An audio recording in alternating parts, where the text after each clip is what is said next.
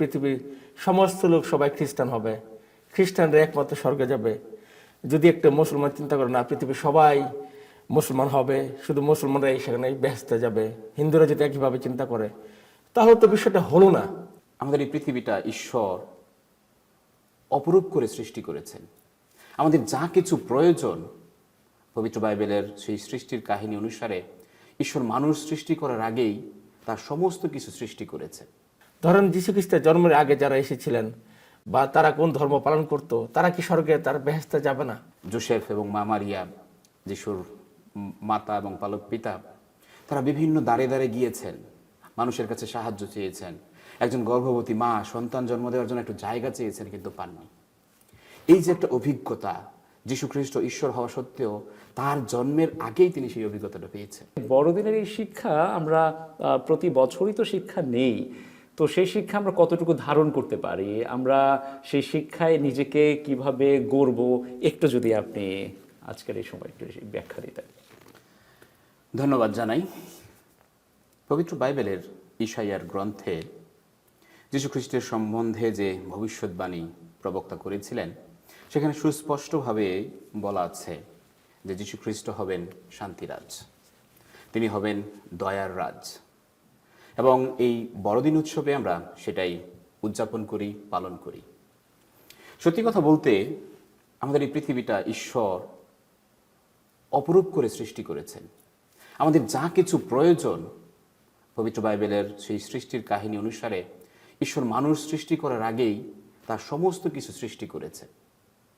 এবং বলা হয়ে থাকে যে এই পৃথিবীতে মানুষের সুন্দরভাবে সুখে বাস করার জন্য, জীবনযাপন করার জন্যে যা কিছু প্রয়োজন তার চেয়ে অনেক বেশি আছে। কিন্তু যখন আমরা লোভী হয়ে উঠি, যখন স্বার্থপরতার দ্বন্দ্ব আমাদের মধ্যে কাজ করে, সেই সময় আমরা সব কিছু যখন নিজের করে পেতে চাই, সেই জায়গা থেকে আসলে অশান্তির শুরু। যীশু খ্রিস্ট তিনি ঈশ্বর পুত্র হয়েও, একজন রাজা হয়েও, আজকের এই দিনে আমরা স্মরণ করি যে তিনি দীনবেশে গোশাল ঘরে মানুষ রূপে জন্ম নিয়েছেন। তিনি আমাদেরকে শিখাতে চান যেন আমরা বিনম্র হই। যখন আমরা বিনম্র হই, তার মানে হচ্ছে যে ঈশ্বর আমাদেরকে যা কিছু দিয়েছেন, আমাদের যা কিছু আছে, মানুষের মধ্যে আমরা যা কিছু ভালো দেখি, সেগুলোর জন্য ঈশ্বরকে প্রশংসা করা, সেগুলোকে স্বীকৃতি দেওয়া, এবং নিজের যে বিনম্রতা, সেটাকে যখন স্বীকার করি, তার মানে হচ্ছে আমরা আরও বেশি কিছু গ্রহণ করার জন্য প্রস্তুত হই। এবং বড়দিনে আমাদেরকে সেই আহ্বানটা জানাই, শুধু একজন ব্যক্তিকেন্দ্রিক নয়। যখন আমরা এটা সামগ্রিকভাবে সবাই যখন সেই আহ্বানে সাড়া দেব, তখনই মাত্র এই পৃথিবীটা একটা স্বর্গরাজ্যে উপনীত হতে পারে। যীশু খ্রিস্ট তিনি যখন এসেছেন, জন্মেছেন, তিনি নিজেও কিন্তু একটা ভয়ঙ্কর পরিস্থিতির মধ্যে দিয়ে গিয়েছেন। যোসেফ এবং মা মারিয়া, যিশুর মাতা এবং পালক পিতা, তারা বিভিন্ন দ্বারে দ্বারে গিয়েছেন, মানুষের কাছে সাহায্য চেয়েছেন। একজন গর্ভবতী মা সন্তান জন্ম দেওয়ার জন্য একটু জায়গা চেয়েছেন, কিন্তু পাননি। এই যে একটা অভিজ্ঞতা, যীশু খ্রিস্ট ঈশ্বর হওয়া সত্ত্বেও তার জন্মের আগেই তিনি সেই অভিজ্ঞতাটা পেয়েছেন।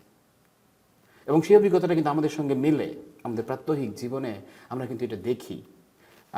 জাতীয় পরিমণ্ডলে, আন্তর্জাতিক পরিমণ্ডলে, ব্যক্তি জীবনে, যেখানেই দেখি, সমাজ জীবনে, সব জায়গাতেই কিন্তু আমরা দেখি যে এই স্বার্থের একটা দ্বন্দ্ব। যীশু খ্রিস্ট রাজা হয়েও বিনম্র বেশে জন্ম নিয়ে তিনি আমাদেরকে শিখাতে চান যেন আমরা বিনম্র হই, আমরা যেন অন্যের মধ্যে যা কিছু ভালো আছে সেটাকে স্বীকার করি, সেটাকে অ্যাপ্রিসিয়েট করি, এবং একসঙ্গে সহযোগিতায়, সহভাগিতায় যেন একটা সুন্দর সমাজ করি। এটাই মনে করি আমি, আমার কাছে বড়দিনের একটা সবচাইতে বড় তাৎপর্য, মূল শিক্ষা। জোসেফ গোমেজ, আপনার কাছে জানি, এই যে অন্যের যে ভালোকে ভালো বলা, এটা আসলেই অনেক বড় একটা গুণ। তো আমরা সেই জায়গায় একটু কার্পণ্য করি না, আমরা নিজের ভালোটাই প্রচার করতে ব্যস্ত, অন্যের ভালো চোখে আমরা সহ্যই করতে পারি না। এই যে হিংসা, এই যে বিদ্বেষ, এই যে ঈর্ষা, এই জায়গা থেকে আমরা কতটা মুক্তির প্রত্যাশা করি এই আজকের এই বড়দিনে?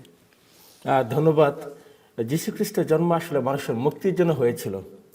এখন মুক্তিটা কোন টাইপের হতে পারে? ধরেন আমি যে ধর্মের, আমার ধর্ম লালন করি বা যে ধর্মে আমি দীক্ষিত হয়েছি, সেটাই কিন্তু আমার ধর্ম। সেটার বাইরে গিয়ে আমি চিন্তা করি অন্য কি করেছে। যেমন আমি যদি আজকে চিন্তা করি যে পৃথিবীর সমস্ত লোক সবাই খ্রিস্টান হবে, খ্রিস্টানরা একমাত্র স্বর্গে যাবে, যদি একটা মুসলমান চিন্তা করে না পৃথিবীর সবাই মুসলমান হবে, শুধু মুসলমানরা সেখানে বেহেশতে যাবে, হিন্দুরা যদি একইভাবে চিন্তা করে, তাহলে তো বিষয়টা হলো না। আমি নিজে যেটা পালন করছি, আমার ক্ষেত্রে সেটা আমি সঠিকভাবে পালন করছি কিনা, সেই নিয়মকানুনগুলো মেনে চলছি কিনা, এবং যেটা যথাযথ যেটা বলা আছে আমার যে শাস্ত্র পুস্তক বা কোরআন বাইবেলে যেটা বলা আছে সেটা আমি করছি কিনা, সেটাই দেখার বিষয়। অন্যটা নিয়ে হিংসা করা, ঈর্ষা করা, এটা কিন্তু আমার জীবনের মানে ক্ষতি বা আমাদের সামগ্রিক জীবনের ক্ষতি ছাড়া কোনো ভালো কিছু সাধন করে না। বড়দিনে কিন্তু আমাদের সেই বার্তাটা আমাদেরকে দেয়, দেখো এই যীশু খ্রিস্টের জন্ম কিন্তু খ্রিস্টানদের জন্য হয় নাই, কারণ তখন খ্রিস্টান ছিল না, যীশু খ্রিস্টই তখন প্রবর্তক, খ্রিস্ট ধর্মের প্রবর্তক যীশু খ্রিস্ট।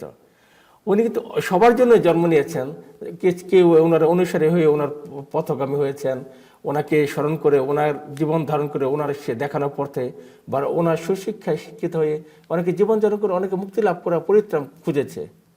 ধরেন যীশু খ্রিস্টের জন্মের আগে যারা এসেছিলেন বা তারা কোন ধর্ম পালন করত, তারা কি স্বর্গে তারা বেহেশতে যাবে না?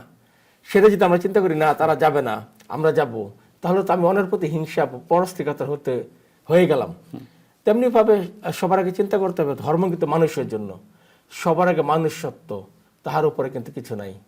সেটাই আমি মনে করি সকল ধর্মের একটি অন্যতম প্রধান শিক্ষা, মানবতা এবং মানুষ ছাড়া কিছু মানবতা নাই। প্রধান শিক্ষা। ওকে, তো প্রবাসে বড়দিন আমাদের আজকের আলোচনার বিষয়। আমরা চাইলে আরো অনেক অনেক বিষয় বেছে নিতে পারতাম, আমরা দেশ থেকে অনেক দূরে আছি, দেশ আমাদের সব সময় বুকের ভেতরেই থাকে, আমাদের অন্তরেই থাকে।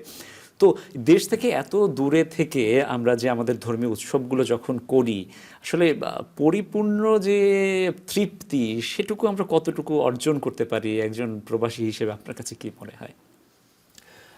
মানুষ কিন্তু বাই রোটেশন, মানুষ কিন্তু শিকড়ে ফেরত যেতে চায়, মানে মানুষ যেখান থেকে এসছে মানুষ কিন্তু সেখানে ফেরত যেতে চাই। ধরুন বাংলাদেশে আমি ছিলাম ঢাকায়, আমরা ঈদের আগে দেখতাম বা বড়দিন আগে আমরা কিন্তু গ্রামের বাড়ি ছুটে যেতাম। আমার বাড়ি ছিল সাভারে, বড়দিনের 23 তারিখ বা 24 তারিখে আমরা চলে যেতাম গ্রামের বাড়িতে, যেখানে মূল শিকড়, সেখানে কিন্তু গিয়ে বড়দিনটা করতাম। তেমনি ঈদের সময় হাজার হাজার মানুষ কেন গ্রামটা ছেড়ে চলে যায়। তেমনি ভাবে একইভাবে আমেরিকাতে দেখি যে অনেক হাজার হাজার মানুষ কিন্তু ট্রাভেল করেছে, কয়েক লক্ষ মানুষ এই এখন ট্রাভেল করছে এই বড়দিনের ছুটিতে যে যার শিকড়ে কিন্তু তারাও ফেরে। সেখানে ফেরে কেন ফিরে? সবাই কিন্তু মনে করে যে মূলে কিন্তু আমার মূল আনন্দ। আমি কিন্তু সারা জীবন বলে যাই ছোটবেলায় বড়রা ভালো বড়দিন ছিল, ছোটবেলায় মনে হইতে না বড়রা যেন ভালো বড়দিন করে। এটা কিন্তু একটা দান্তিকতা, ডায়ালেক্টিক্স তৈরি হয়, মানে কোনোটার সাথে কোনোটা কম্পেয়ার চলে না। বড়দিনের অনেক কৃষ্টি কালচার অনেক কিছু কিন্তু পর্যায়ক্রমে চেঞ্জ হয়েছে। তবে আমি মনে করি যে আমরা বাঙালি, আমাদের কিন্তু ওই আমাদের যদি স্টেক খাই, আমরা যদি ক্রিসমাস কেক খাই, ওইটা যতটুকু না আমাদেরকে তৃপ্তি দেয়, এর চেয়ে বড় তৃপ্তি দেয় আমাদের পিঠাপুলি, আমাদের সে মায়ের হাতে বানানো পিঠা, মায়ের হাতে রান্না, সেগুলো কিন্তু এখনো তৃপ্তি দেয়। অবশ্যই প্রবাসে তো আমরা আছি, প্রবাসী, এখানে বাস না প্রবাস একটা শব্দটা আছে, এখানে অবশ্যই বাংলাদেশকে মিস করার মতো অনেক কিছু আছে। যদিও এখানে কমিউনিটি অনেক বড় হয়েছে, আমরা নিজেদের মতো করে বাঙালি জিনিসটা এখানে নিয়ে আসছি, যেটা করে আমরা মোর কমফোর্টেবল হই। যদি আজকে আমরা কীর্তনের পরিবর্তে ক্রিসমাস ক্যারল করি, ক্রিসমাস ইংলিশ যে ক্যারলটা আমাকে যতটুকু মানে বিমোহিত বা আনন্দ করবে, আমি যতটুকু মজা পাবো, একটা বড়দিনের গান বাংলায় করলে সেটা কিন্তু আমার আনন্দ দ্বিগুণ হয়ে যাবে। সেটাই আমাদের মূলত আমাদের যেটা করে আসছিলাম বা আমাদের বাঙালি সংস্কৃতি যেটা আছে, পিঠাপুলির উৎসব, পৌষ পার্বণ এবং আমাদের ধান কাটার প্রায় শেষ সময়, সেগুলো কিন্তু ধানের মোহমোহ গন্ধ, নতুন ধানের পিঠা এবং বড়দিনে শীতের কুয়াশার রাত। আমেরিকাতে অনেক ঠান্ডা। ফাদারকে একটু জিজ্ঞেস করি, আপনি যখন এই জোসেফ গোমেজ যিনি তখন এই যে দেশের স্মৃতিচারণ করছে, আপনার কাছে তার চেহারার দিকে তাকায় কি মনে হচ্ছে বলেন তো? একদম মায়াবী একটা বিষয় না? সত্যি কথা বলতে মনে হচ্ছে যে সে আসলে ওখানে আছে ইতিমধ্যে। সেই তার অভিব্যক্তিটা চোখে যে হাসির ঝিলিক, মনে হচ্ছে চোখের সামনে এখন সে পিঠাপুলি, সেই ধানের গন্ধ সবই তিনি পাচ্ছেন। ভাপা লাইক ধোয়া ওঠা ভাপা পিঠা। ATV USA বিশ্বজুড়ে বাঙালিয়ানা।